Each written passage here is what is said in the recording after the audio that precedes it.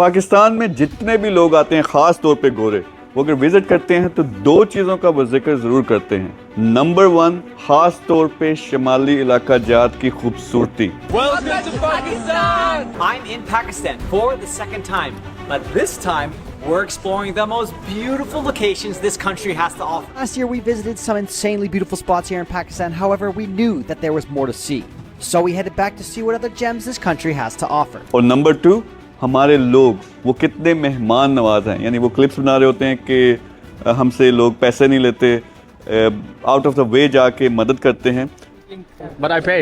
No, we pay. Well, unlike anywhere else I've ever traveled to in my life, I've been to almost 30 countries, and I have never experienced hospitality like Pakistan. The Pakistani people, guys, honestly, they're unreal. Like, they're so kind, so lovely, so hospitable.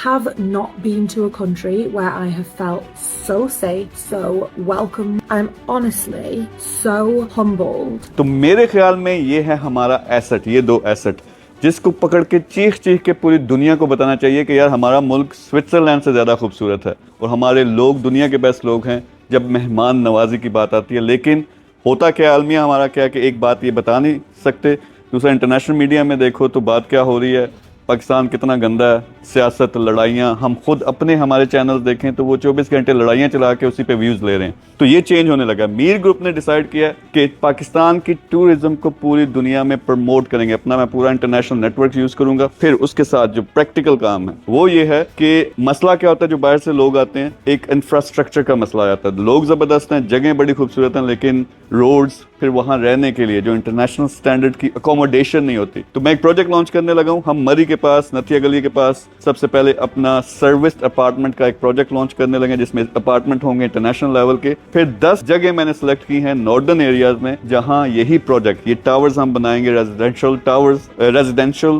Apartments. تو اس میں کیا کرنا ہے, میں نے لوگوں کو شامل کرنا. مقصد کیا ہے کہ ورلڈ کلاس اکوموڈیشن ہو, پھر اسی کے لحاظ سے مارکیٹنگ ہو. پوری دنیا میں ہم بتائیں گے یار زبردست کنٹری ہے, آؤ. پھر آسانی ہو وہاں جانے کی, اور اس کے ساتھ ساتھ زبردست قسم کی جگہوں پہ وہ رہ بھی سکیں, انجوائے بھی کر سکتے ہو. پھر ہماری اپنی فیملیز بھی. تو اس پہ ایک بھرپور قسم کی کیمپین میں کرنے لگا ہوں. پھر یہ جو ریئل اسٹیٹ کا پروجیکٹ ہے انشاءاللہ اس سے میں نے پاکستان کا سب سے بڑا پروجیکٹ بنا دینا ہے. کیسے؟ نیکسٹ لیول پہ پھر انٹرنیشنل انویسٹرز کو, گوروں کو میں نے انوالو کرنا ہے کہ وہ آ کے پاکستان میں انویسٹ کریں. تو میں اگر ٹاورز بنانے لگا ہوں, ریزیڈینشل اپارٹمنٹس بنانے لگا ہوں, تو بعد میں وہاں پہ ہوٹلس بھی بنیں گے, وہاں پہ بڑی بڑی ڈیولپمنٹس بھی ہوں گی.